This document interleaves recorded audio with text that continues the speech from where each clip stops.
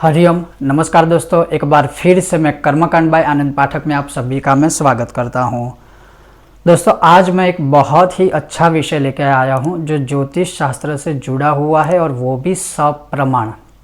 और वो विषय है कैमंद्रुम योग के विषय में, अर्थात जिनकी कुंडली में कैमंद्रुम योग होता है उनका जीवन कैसा होता है।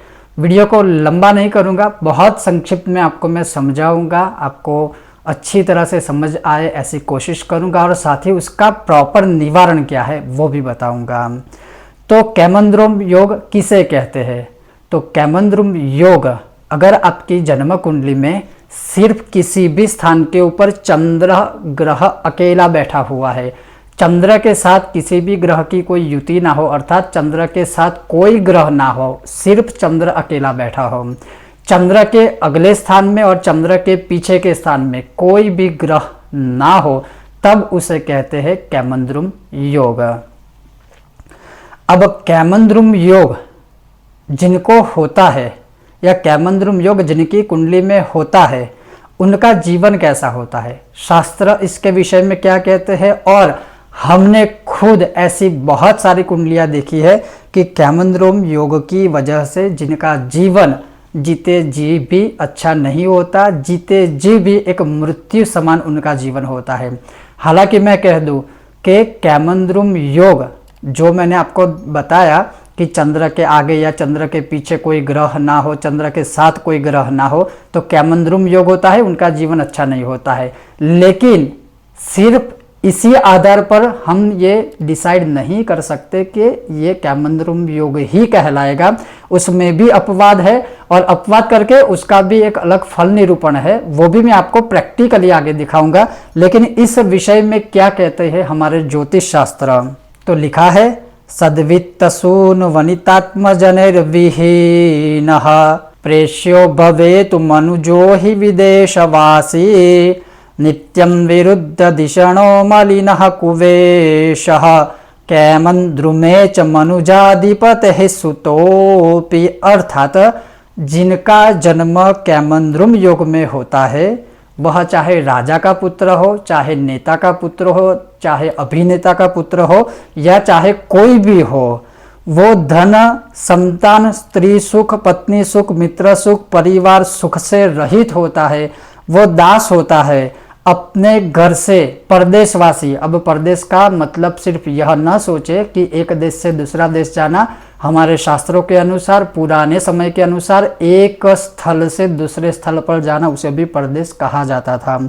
तो परदेशवासी वो विपरीत बुद्धि वाला होता है, उसके कई प्रकार की बुद्धि, उसकी जो बुद्धि होती है वो कुबुद्धि होती है, विपरीत व्यसनी होता है, दुर्भिषाणी होता है, दुर्भाषणी होता है और कटु वचन वाला होता है, मलिन और कुरूप होता है। ये कैमंद्रुम योग का एक बेसिक सामान्य नियम और लक्षण है। किंतु कई ऐसी भी कुंडलियां हैं कि जिनकी कुंडली में कैमंद्रुम योग होने के बावजूद भी वो टॉप लेवल पे है, उनका जीवन बहुत सुख और संपन्न है, वो सुख संपत्ति सहित संतान, पुत्र, परिवार सहित व्यापार में और कई बड़ी बड़ी जगहों पर उन्होंने प्रसिद्धियां भी प्राप्त की है। तो आप सोचेंगे कि अगर कैमंद्रुम योग है उसका जो फल निरूपण है वो अच्छा नहीं है, तो फिर ये दूसरा प्रश्न कैसा है कि अगर कैमंद्रुम योग है फिर भी वो प्रसिद्ध है, तो उसके विषय में लिखा है। क्या लिखा है? कैमंद्रुम योग भंग कब हो जाता है,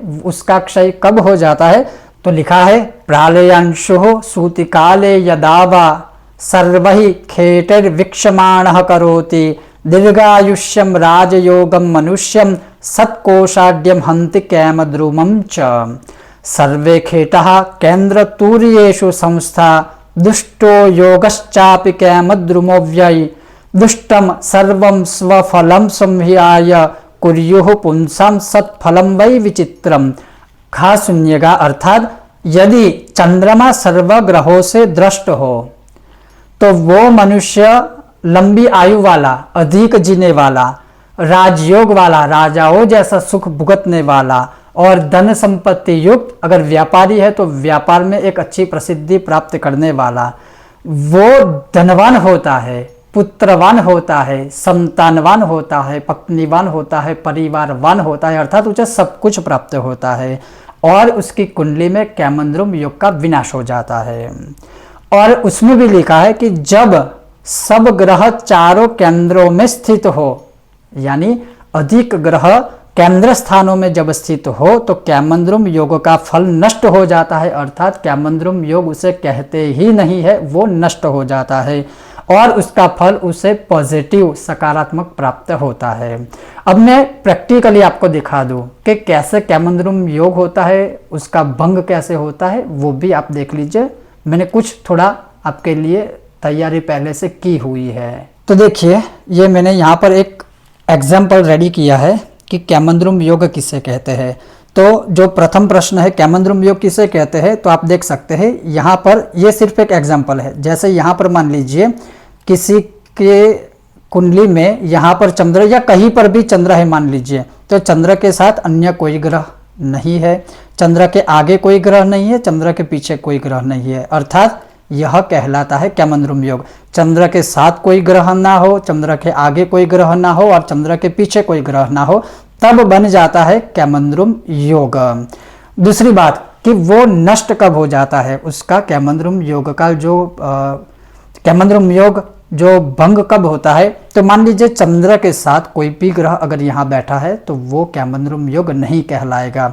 मान लीजिए कि चंद्र के सामने 7वें स्थान पर कोई ग्रह है तो उसकी दृष्टि चंद्र के ऊपर जाएगी तो कैमंद्रुम योग वो नहीं कहलाता।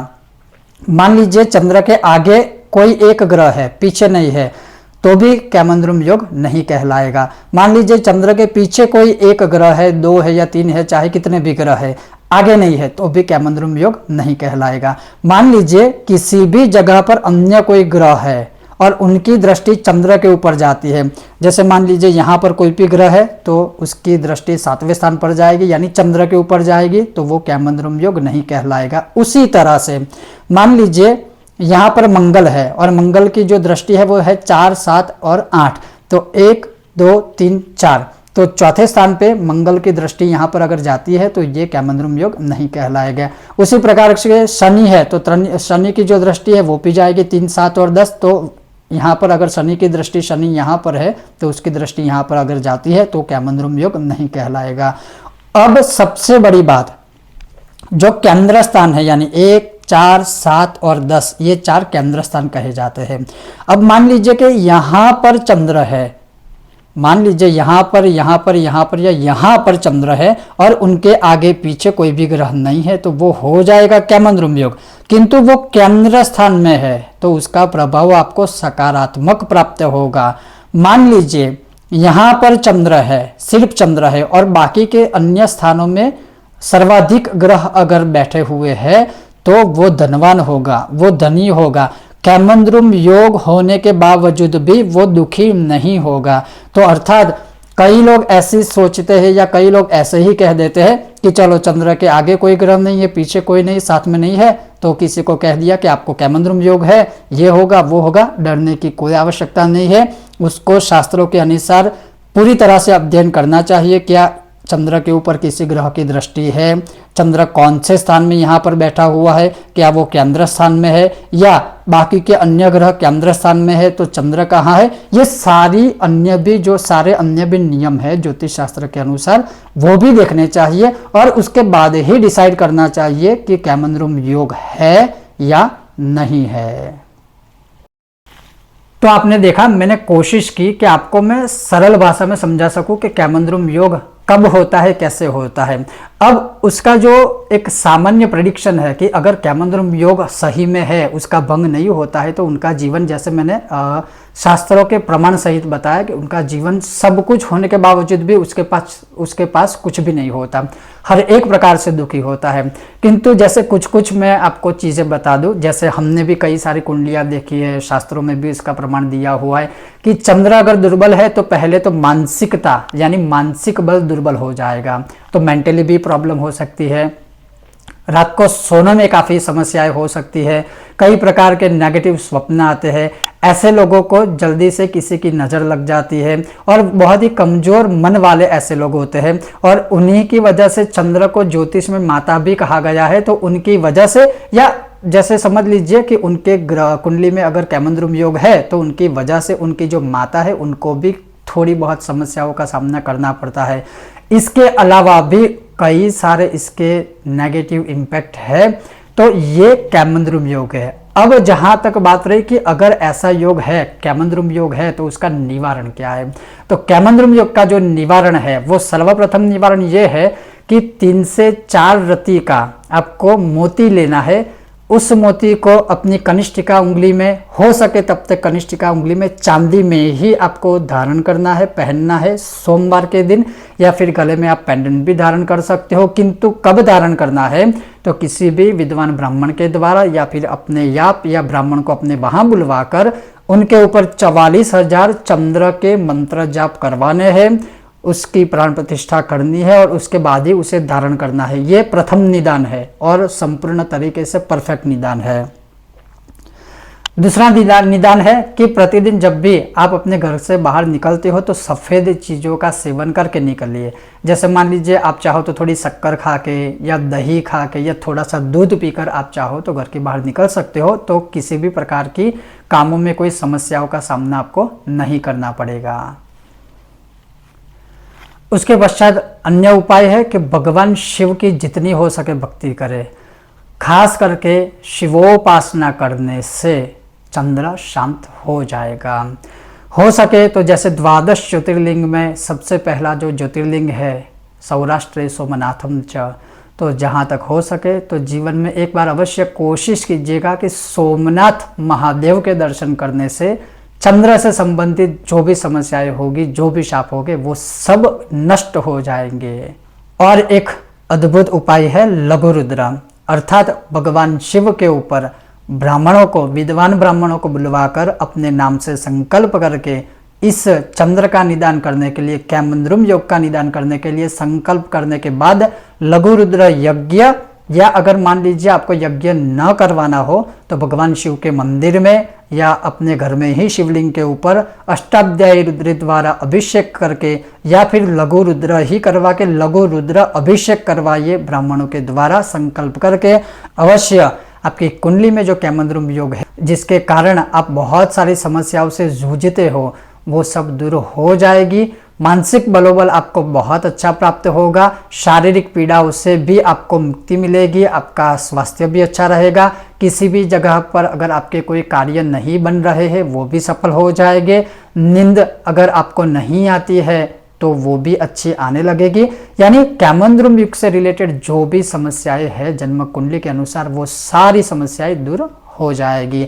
तो ये आज का विषय आपको कैसा लगा अवश्य हमें बताइए। अगर आपको यह विषय और वीडियो पसंद आया है तो बिना भूले हमारे विषय और वीडियो को लाइक करें, ज़्यादा से ज़्यादा हमारी चैनल को सब्सक्राइब करने की कोशिश कीजिए, और साथ ही साथ आप हमें इंस्टाग्राम और फेसबुक पर भी फॉलो कर सकते हो। आप सबका बहुत बहुत धन्यवाद। जय श्री कृष्ण।